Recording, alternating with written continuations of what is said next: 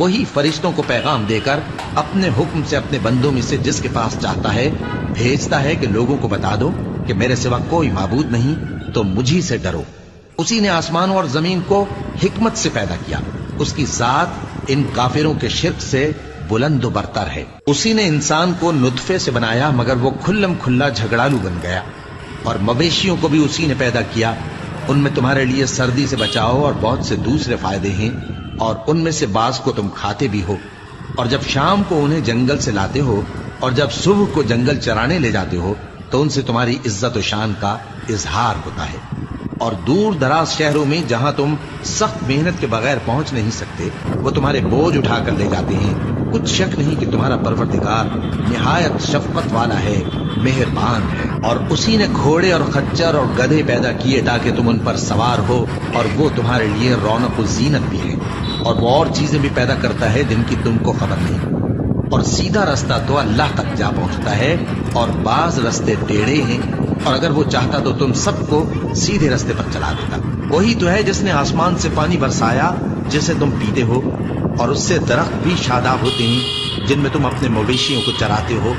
उसी पानी से वो तुम्हारे लिए खेती और जैतून और खजूर और अंगूर और दूसरे बेशुमार दरख्त उगाता है, और हर तरह के फल पैदा करता है। गौर करने वालों के लिए इसमें अल्लाह की कुदरत की बड़ी निशानी है।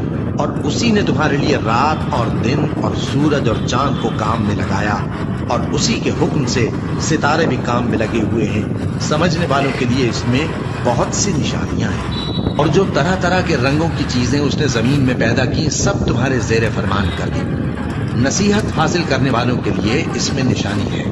और वही तो है जिसने समंदर को तुम्हारे इख्तियार में किया ताकि उसमें से ताजा गोश्त निकाल कर खाओ, और उससे जेवर मोती वगैरह निकालो जिसे तुम पहनते हो।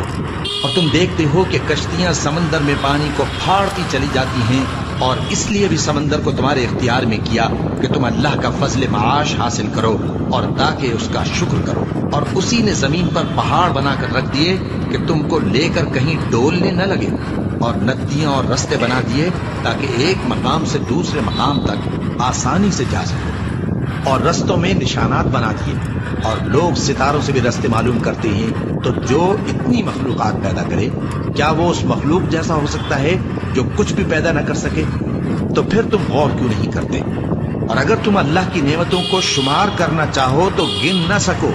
बेशक अल्लाह बख्शने वाला है, मेहरबान है। और जो कुछ तुम छुपाते और जो कुछ जाहिर करते हो, सबसे अल्लाह वाकिफ है। और जिन लोगों को ये अल्लाह के सिवा पुकारते हैं, वो कोई चीज भी तो नहीं बना सकते, बल्कि वो खुद बनाए जाते हैं। वो तो मुर्दा हैं, बेजान। उनको तो ये भी मालूम नहीं कि उठाए कब जाएंगे। लोगों, तुम्हारा माबूद तो एक ही माबूद है। सो जो लोग आखिरत पर ईमान नहीं रखते, उनके दिल इनकार कर रहे हैं और वो सरकश हो रहे हैं। ये जो कुछ छुपाते हैं और जो जाहिर करते हैं, अल्लाह जरूर उसको जानता है।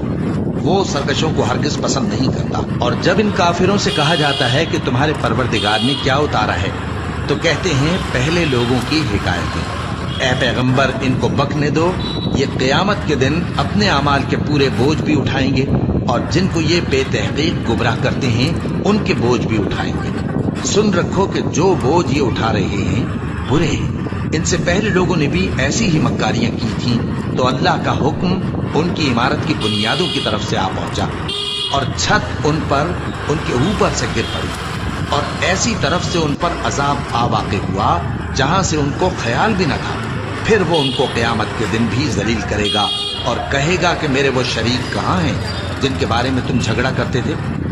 जिन लोगों को इल्म दिया गया था वो कहेंगे कि आज काफिरों की रुसवाई और बुराई है। उनका हाल ये है कि जब फरिश्ते उनकी रूहें कब्ज करने लगते हैं, जबकि ये अपने ही हक में जुल्म करने वाले होते हैं, तो मुतीओ फरमाबरदार हो जाते हैं और कहते हैं कि हम कोई बुराई नहीं करते थे। हाँ, जो कुछ तुम किया करते थे अल्लाह उसे खूब जानता है। सो दोज़ख के दरवाजों में दाखिल हो जाओ, हमेशा उसमें रहोगे। अब तकब्बुर करने वालों का बुरा ठिकाना है। और जब परहेजगारों से पूछा जाता है कि तुम्हारे परवरदिगार ने क्या नाजिल किया है, तो कहते हैं कि बेहतरीन कलाम। जो लोग नेकुकार हैं उनके लिए इस दुनिया में भी भलाई है, और आखिरत का घर तो बहुत ही अच्छा है, और परहेजगारों का घर बहुत खूब है। وہ بہشت جاویدانی جن میں وہ داخل ہوں گے ان کے نیچے نہریں بہ رہی ہیں، وہاں جو چاہیں گے ان کے لیے میسر ہوگا۔